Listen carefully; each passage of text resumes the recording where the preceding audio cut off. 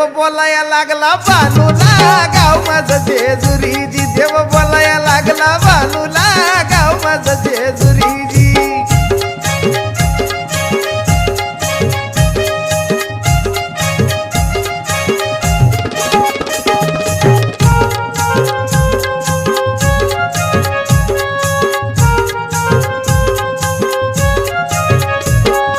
धनगर सारे बसले होते मिळून पारावर